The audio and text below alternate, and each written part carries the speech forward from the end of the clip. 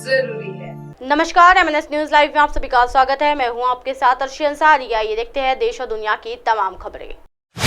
G20 summit के लिए PM Modi का संदेश आतंकवाद बांटता है लेकिन पर्यटन एकजुट करता है। जी हां, प्रधानमंत्री नरेंद्र मोदी ने बुधवार को दुनिया के एकजुट करने में पर्यटन के महत्व पर जोर दिया है। पर्यटन को बढ़ावा देने के लिए G20 के प्रयासों की सराहना करते हुए पीएम मोदी ने कहा, मुझे ये जानकर खुशी हो रही है कि UNWTO यानी संयुक्त राष्ट्र विश्व पर्यटन संगठन के साथ साझेदारी की एक G20 पर्यटन डैशबोर्ड विकसित किया जा रहा है। इस सर्वोत्तम युवा प्रथाओं के स्टडी और प्रेरक कहानियों को एक साथ लाएगा। जी हाँ, पीएम मोदी ने कहा कि आतंकवाद बांटता है लेकिन पर्यटन जोड़ता है। जी हाँ, उन्होंने ये भी कहा कि वास्तव में पर्यटन में सभी क्षेत्रों के लोगों को जोड़ने एवं एक समाजपूर्ण समाज बनाने की क्षमता है। जी हाँ, पीएम मोदी ने भारत के धार्मिक पर्यटन के बारे में बताते हुए कहा कि भारत दुनिया के हर बड़े धर्म के तीर्थयात्रियों को अपनी ओर आकर्षित करता है। जी हाँ, प्रधानमंत्री नरेंद्र मोदी ने कहा, हम स्टैच्यू ऑफ यूनिटी जैसे एक पर्यटन आकर्षण भी बना रहे हैं। इसके बनने के 1 साल के भीतर इसे लगभग 2.7 मिलियन लोगों को आकर्षित किया।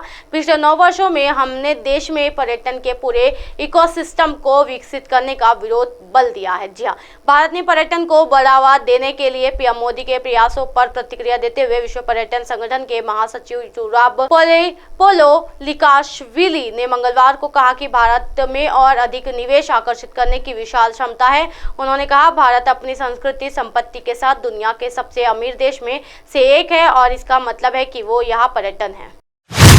लोगों के जीवन को जोखिम में डाला गया कोविड-19 केंद्र घोटाले पर बोले देवेंद्र फडणवीस। जी हां, महाराष्ट्र के उप मुख्यमंत्री देवेंद्र फडणवीस ने बुधवार को कहा कि महाविकास आघाड़ी शासन के समय महामारी के दौरान मुंबई में कोविड-19 देखभाल केंद्र स्थापित करने में कथित अनियमितताओं के कारण कई लोगों की जान जा सकती है।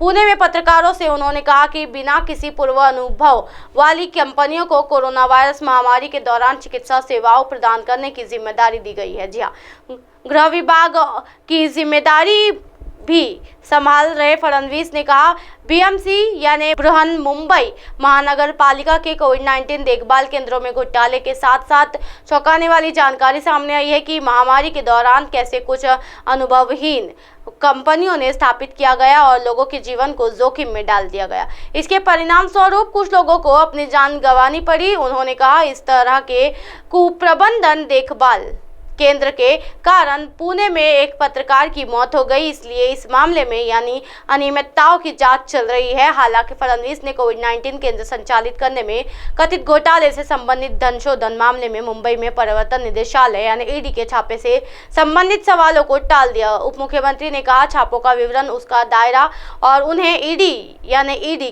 क्या जानकारी मिली है, इसकी जानकारी मुझे नहीं है। महाराष्ट्र में मुंबई समेत कई शहरों में ईडी की छापेमारी। जी हां, महाराष्ट्र में कोविड सेंटर फर्जीवाड़ा केस में प्रवर्तन निदेशालय यानी ईडी ने बुधवार को मुंबई समेत कई शहरों में छापेमारी की। ये छापेमारी सूरज चौहान और सुजीत पाटकर के यहाँ हुई है, लेकिन ईडी की ओर से अभी नामों की पुष्टि नहीं की गई है। कोरोना महामारी के दौरान लाइफलाइन कंपनी के घोटाले में ईडी ने मामला दर्ज किया था। जी हाँ, राज्य के मुंबई, पुणे सहित कई कुछ शहरों में ईडी की रेड अभी भी जारी है। अकेले मुंबई शहर में 10 जगह पर ईडी ने छापेमारी की है। कोरोना काल के दौरान मुंबई में कई कोविड सेंटर बनाए गए थे। ऐसा ही एक कोविड सेंटर मुंबई के दहिसर में शुरू किया गया था। ठाकरेगुट के सांसद संजय राउत के बेहद करीबी बिजनेसमैन सुजीत पाटकर ने ये कोविड सेंटर बनाया था।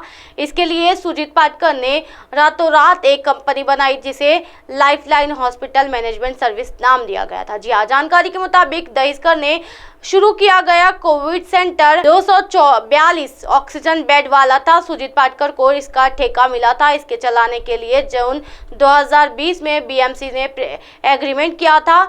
इस ईडी को उनके घर पर छापे के दौरान एक कागज मिला। इसी के आधार पर आरोप है कि कोविड अस्पतालों में प्रबंधन के लिए बीएमसी के साथ किए गए समझौते में मुताबिक कार्य करने के बजाय घपलेबाजी की गई है। इसी तरह की दिन भर की तमाम बड़ी खबरों से फिर कर आएगी आपका रूबरू। तब तक के देखते रहिए एमएनएस न्यूज नेटवर्क। मेरे साथ यानी अर्शी अंसारी के साथ। नमस्कार।